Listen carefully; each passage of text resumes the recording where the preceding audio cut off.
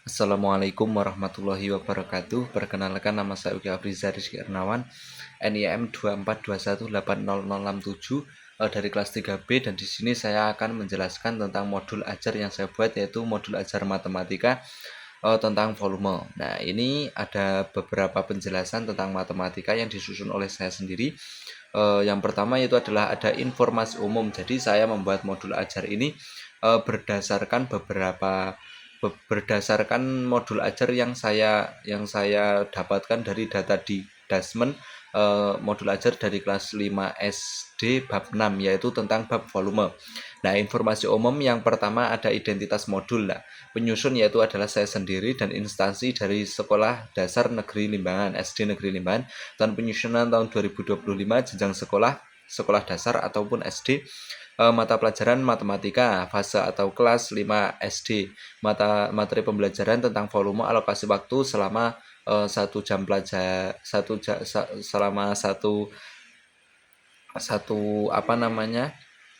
alur pembelajaran itu selama 35 menit.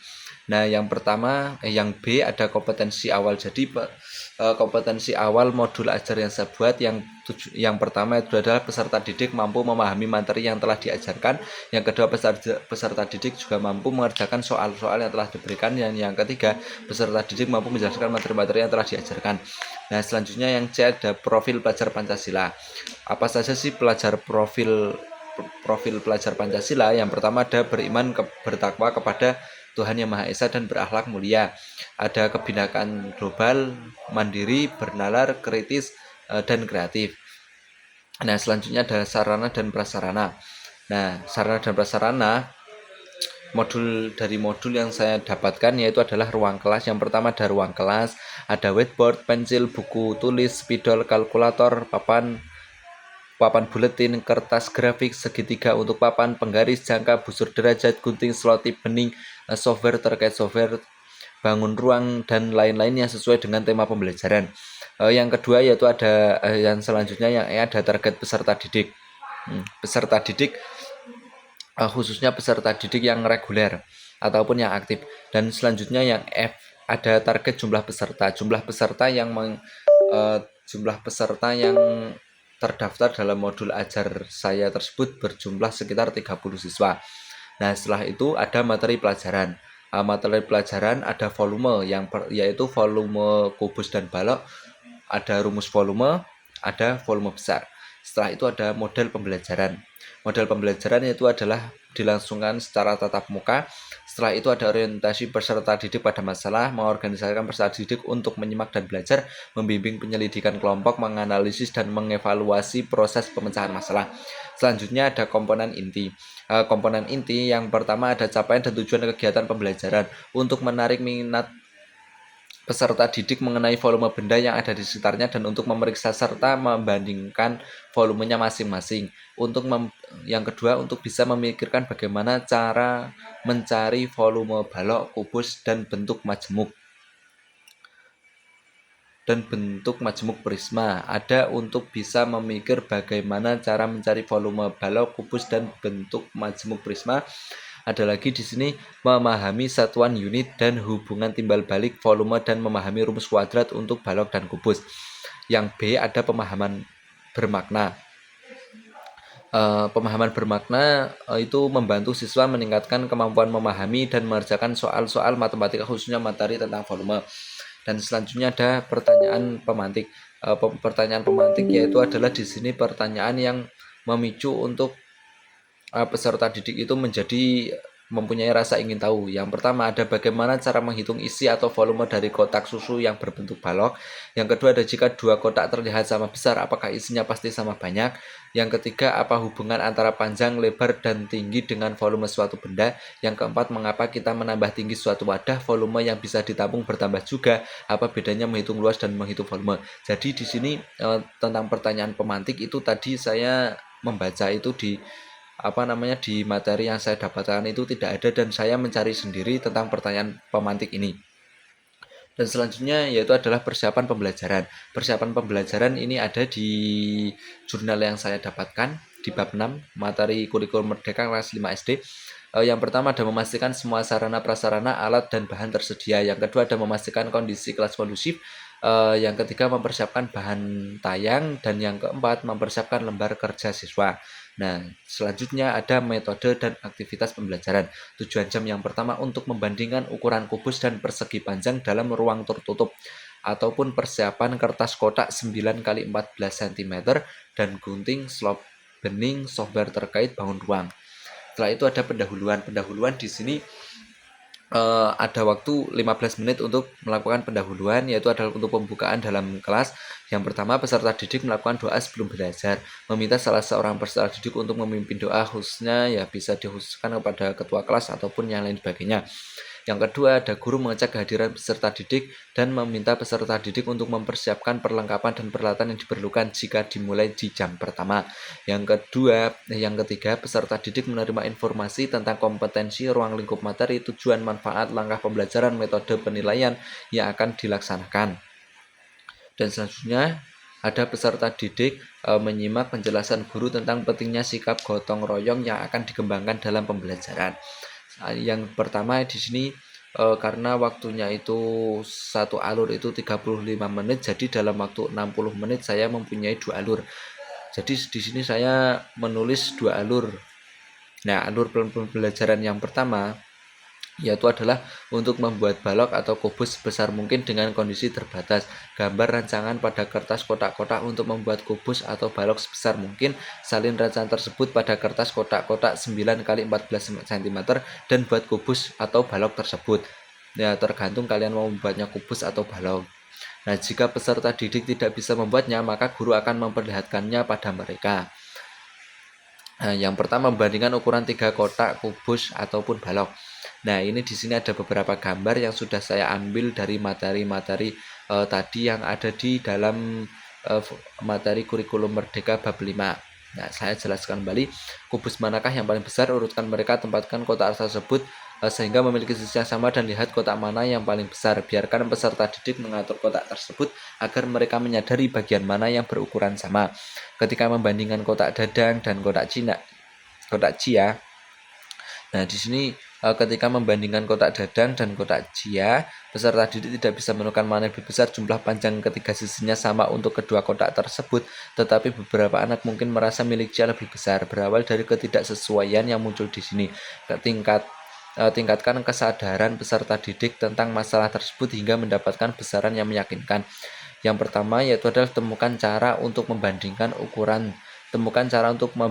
benjolan pada kotak dadang dan kotak Cia. Ingat bagaimana ukuran dibandingkan dengan panjang dan luas. Pikirkan apakah ukuran benjolan dapat dibandingkan dengan cara yang sama.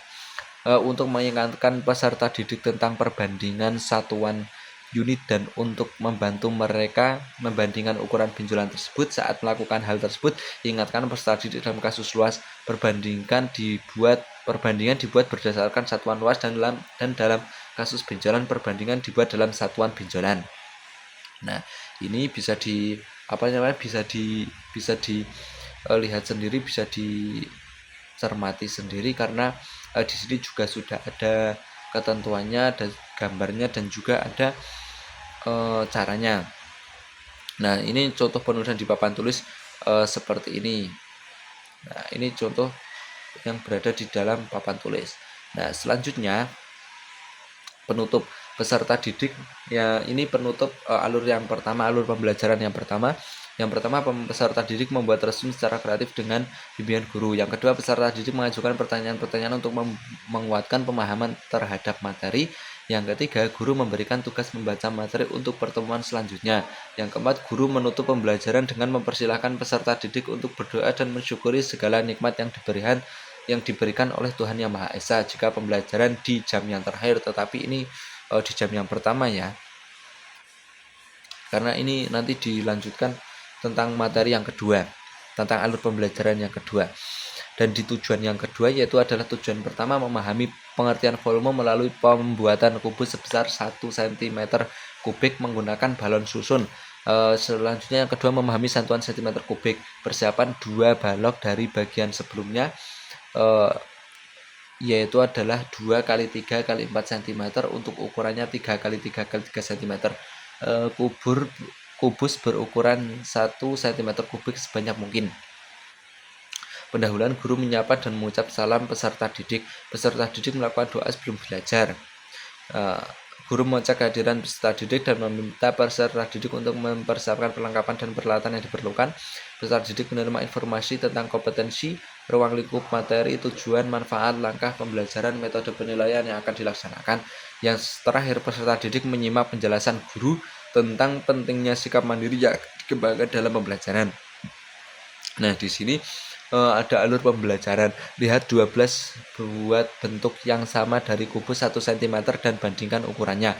Menggunakan kubus yang memiliki panjang 1 cm, tiap sisinya susun sehingga memiliki bentuk yang sama dengan kotak dadang dan jia.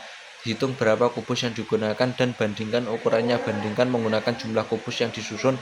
Periksa bahwa ukuran kubus tersebut bisa dibandingkan secara numerik. Dan selanjutnya perhatikan gambar kedua menggunakan kubus per 1 cm persisinya. Nah, ini 1 cm. Oh, ini 1 cm persisinya. Nah, perhatikan diagram 1/3 buat bentuk yang sama dengan kubus yang disediakan dan temukan beberapa dari mereka berukuran sama. Dengan memperhatikan bagaimana mereka menyusun kubus, dapat dipastikan apa yang sedang peserta didik kerjakan dan bagaimana mereka menghitung jumlah kubusnya. Beberapa peserta didik mungkin menemukan cara menghitung sendiri berdasarkan apa yang telah mereka pelajari sebelumnya. Beri mereka pujian untuk hal ini. Ukuran dari berada pada pong dinyatakan dalam banyaknya volume satuan di ujung volume. Untuk memahami pengertian volume, untuk bisa memahami volume sebagai satuan berdasarkan pengalaman menyusun balok dan menjadikan satuan universal. Memahami pengertian satuan unit volume, merangkum tentang cara menulis, membaca, dan pengertian 1 cm. Beberapa peserta didik mungkin menganggap hanya kubus yang tiap sisinya memiliki panjang 1 cm akan menghasilkan volume 1 cm. Bulatkan peserta didik beragam bentuk yang bervolume 1 cm kubik, juga satuan luas 1 cm persegi dan satuan cm kubik dengan panjang sisi 1 cm pastikan memiliki volume yang sama. Minta peserta didik memastikan bahwa cm2 merupakan volume dari kubus 1 cm yang diperlihatkan. 3. Temukan volume balok dan kubus. Temukan volume balok dan kubus menggunakan satuan unit volume cm2. Seperti yang telah dinyatakan bahwa volume merupakan jumlah kubus 1 cm yang digunakan, dapat dikonfirmasi ulang bahwa volume diwakili oleh banyaknya kubus 1 cm kubik. Buat beragam bentuk menggunakan 12 buah kubus 1 cm kubik. Buat beragam bentuk menggunakan 12 kubus, pastikan bentuknya dan perlihatkan pada yang lain untuk memeriksa volumenya. Contoh penulisan di papan tulis seperti ini. Nah, selanjutnya di sini ada penutup peserta didik membuat resume secara kreatif dengan bimbingan guru. Peserta didik mengajukan pertanyaan-pertanyaan untuk menguatkan pemahaman terhadap materi. Guru memberikan tugas membaca materi untuk pertemuan selanjutnya. Guru menutup pembelajaran dengan mempersilakan peserta didik untuk berdoa dan mensyukuri segala nikmat yang diberikan oleh Tuhan Yang Maha Esa. Dan selanjutnya ada asesmen. Yang pertama ada asesmen sikap, melakukan observasi selama kegiatan berlangsung dan menuliskannya pada jurnal baik sikap positif dan negatif. Yang kedua ada melakukan penilaian antar teman, ada mengamati refleksi peserta didik. Yang kedua asesmen pengetahuan, memberikan tugas tertulis, lisan, dan tertulis. Yang ketiga keterampilan presentasi proyek portofolio. Selanjutnya ada penilaian proses berupa catatan atau deskripsi kerja saat diskusi kelompok. Penilaian akhir skor nilai 10-100. Yang selanjutnya ada pengayaan dan remedial. Pengayaan diberikan untuk menambah wawasan peserta didik mengenai materi pembelajaran, dapat diberikan kepada peserta didik yang telah tuntas mencapai capaian pembelajaran atau CP. Pengayaan dapat ditagihkan atau tidak ditagihkan sesuai kesepakatan dengan peserta didik. Berdasarkan hasil analisis penilaian peserta didik yang sudah mencapai ketuntasan belajar, diberi kegiatan pembelajaran pengayaan untuk perluasan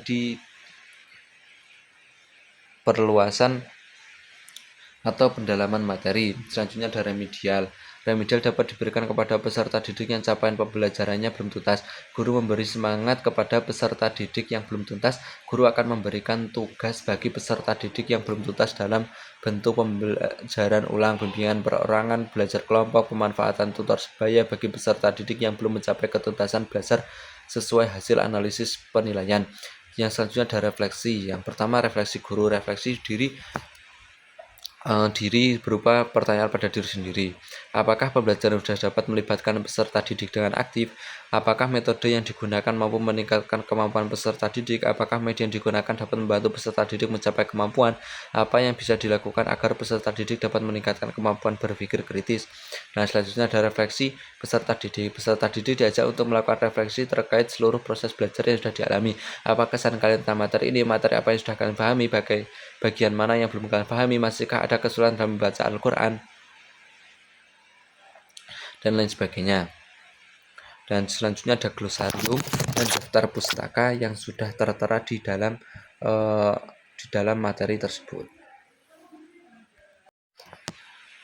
Sekian dari saya. Apabila banyak salahnya, mohon maaf. Wassalamualaikum warahmatullahi wabarakatuh.